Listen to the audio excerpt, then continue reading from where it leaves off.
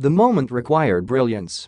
LeBron James delivered again. James banked in a running one-hander at the buzzer, giving the Cleveland Cavaliers a 105-103 win over Toronto on Saturday night, Sunday, Manila time, in Game 3 and shoving the Raptors to the edge of their most devastating playoff exit. After the Raptors tied it on rookie OG Anunoby's three-pointer with 8 seconds left, James took the inbounds pass, dribbled the length of the floor, and rose off the floor on the left side of the basket just feet from Toronto's bench. Glass. Bucket. Bedlam. I live for those moments, James said. Be able to go out and come through for my team. My guys, they trust me. I was able to go out and do it. As the noise level in Quicken Loans Arena rose to jet engine levels, the Cavs sprinted from the other end of the court and mobbed James. After some tight hugs, he was back atop the scorer's table, just like he did after a last-second three-pointer to win Game 5 against Indiana, and celebrated a win that was up for grabs. You just get the ball to Bron at the end of the game, Cavs coach Tyronn Lue said. James finished with 38 points, Kevin Love added 21 and 16 rebounds and Kyle Korver scored 18 for the Cavs, who have won 9 straight postseason games over the Raptors and may sweep them for the second straight year.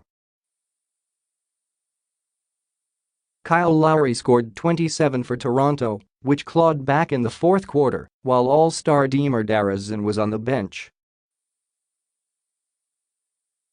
Raptors coach Dwayne Casey wanted to trap James on the final play, but he went by defenders at 100 miles per hour. We wanted to make somebody else get the shot and we just didn't get it done, Casey said. We are all hurt. After winning the series' first 2 games in Canada, the Cavs came home and won a brawl with the Raptors, who just can't beat James. He's 11-2 against Toronto in the past 3 postseasons. The 3-time champion has ended the Raptors' past 2 seasons, and despite playing with a different supporting cast, James is 1 win from a Toronto trifecta. We the North? He the North. Game 4 is on Monday night, and the odds are stacked against the rattled Raptors. Of the 129 teams in NBA history to fall behind 3-0, none has come back to win. Fight, Lowry said when asked what's next. Rumble. What else are you gonna do? This was supposed to be the Raptors' season, the one that ended in triumph over James. Toronto had the East's best record, the number 1 seed, home court advantage and a Cleveland team that appeared very beatable.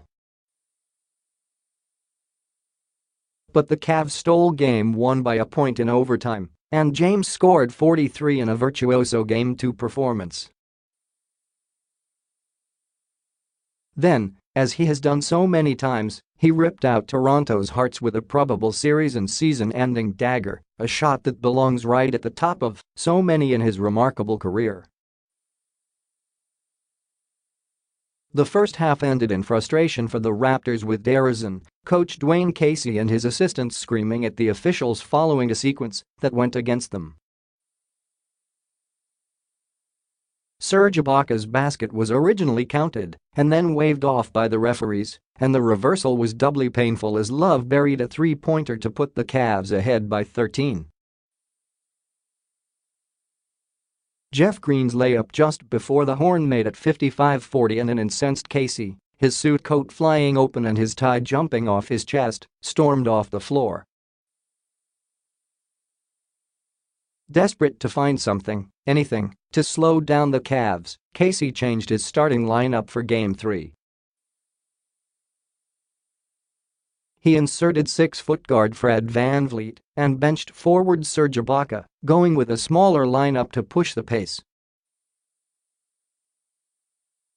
However, Toronto started 2 of 11 from the field, and the Raptors were quickly down 12 and seemingly in big trouble when DeRozan picked up his second foul and went to the bench. Tip-ins. Raptors, Casey has been criticized for some moves and ones he hasn't made in the series. He's also aware of the narrative that his team has been mentally defeated by James. "It's not in my head," he said. "It's disappointing. It reminds me of back in the days of having to get over that hurdle of Michael Jordan. At some point you've got to get over that hurdle, you've got to knock it down, you've got to knock the wall down." Toronto fell to 0-6 in playoff games in Cleveland, tying Atlanta for the worst postseason record by an opponent. Cavaliers, several Cleveland players watched the dramatic finish of the 76ers-Celtics game from their locker room chairs before tip-off. James moved past Tony Parker, 226, for the fifth most games in postseason history. Derek Fisher, 259, is the all-time leader, followed by Tim Duncan, 251, Robert Horry, 244, and Kareem Abdul-Jabbar, 237.